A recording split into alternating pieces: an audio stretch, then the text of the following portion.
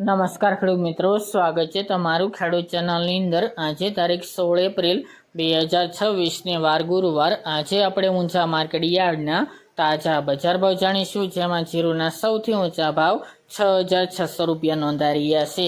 ગઈકાલ કરતાં જીરુની બજાર નીચી છે, પરંતુ 6,000 પ્લસ યથાવત જોવા મળી રહી છે। દરરોજ સુધારો તેમજ ઘટાડો એવી રીતે બજાર કન્ટિન્યુ વધઘટ સાથે વેપાર સાથે જોવા મળી રહી છે।